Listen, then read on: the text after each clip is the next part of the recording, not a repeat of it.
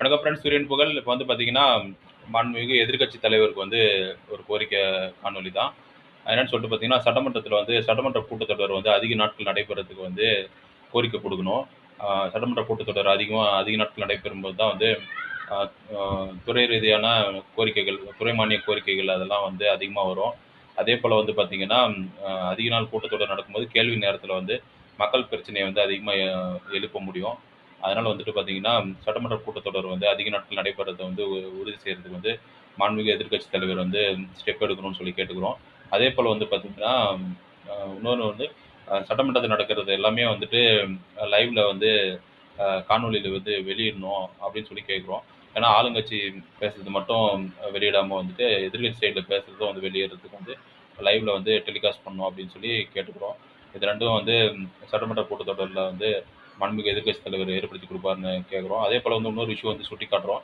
இப்ப வந்து பார்த்தீங்கன்னா, தமிழகத்தில பல மாவட்டங்கள்ல வந்துட்டு ஜல்லிக்கட்டு வந்து அனுமதி இருந்தும் வந்து நடைபெறாமலே இருக்குது. அதெல்லாம் வந்து பொங்கலுக்கு வந்துட்டு நடத்துறதுக்கு வந்து ஏற்பாடு செய்யணும்னு இப்பவே சொல்லிடுறோம். பொங்கல் பண்டிகை கடந்த பொங்கலுக்கே வந்து எங்க ஊர்லயே நான் அனுமதி வாங்கி வந்து கிருஷ்ணகிரி மாவட்டத்திலேயே வந்து நடத்தல. இதெல்லாம் வந்து சுட்டிக்காட்டணும்னு கேட்டுக்கிறோம். அதேபோல வந்து பார்த்தீங்கன்னா, இன்னொரு விஷயம் நேத்து சொன்னேன். செங்கல் சூளையில வந்து குழந்தைகள் அ ம கொத்தடிமைகளா ஒர்க் பண்றத வந்து தடுக்கிறத வந்து சுட்டிக்காட்டணும்னு சொல்லி கேட்டுக்கிறோம். அதேபோல வந்து இன்னொரு கோரிக்கை வந்து சுட்டிக்காட்டணும்னு கேட்டுக்கிறோம். இப்ப வந்து பார்த்தீங்கன்னா, ஆ கிருஷ்ணர் புகழுக்காக வந்து பார்த்தீங்கன்னா, பகவத்கீதைய வந்து வெளிப்படுத்துறதுக்காக வருஷம் 365 நாட்களும் வந்துட்டு மகாபாரதம் சொற்பொழிவும், மகாபாரத நாடகமும் வந்து பாரத கோயில்ல நடத்துறதில்ல. 365 நாள் நடத்தாம வந்து அதிகபட்சம் 19 நாள் தான் நடத்துவாங்க. ஆ நம் தமிழ் புக் படிக்கிறப்பயே வந்து பார்த்தீங்கன்னா, பாஞ்சாலி சபதம்லாம் படிப்போம். ஆமா, கம்பராமாயணம்லாம் படிப்போம்ல. அது மாரி தான் வந்து ஆ அது வந்து ஒரு க கலை. அது இந்துக்களின் புனித நூல்ன்றதுனால வந்து அத நடத்துறாங்க. அதுக்கு வந்து நெறைய இடங்கள்ல வந்து எஸ்பிக்கள் வந்து பர்மிஷன் தர்றதில்ல.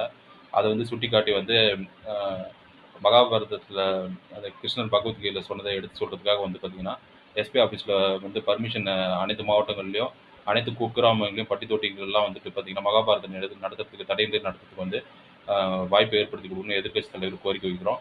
நெறைய இடங்கள்ல வந்து பர்மிஷன் குடுக்குறது இல்லன்னு சொல்லி செய்தித்தாள்ல வந்திருக்குது.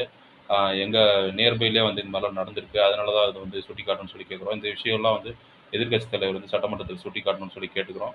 இது போன்ற அப்டேட்டுகளுக்கு தொடர்ந்து சூரியன் புகழ ஃபாலோ பண்ணிட்டே இருங்க. சூரியகுமார், சூரியன் புகழ். Thank you.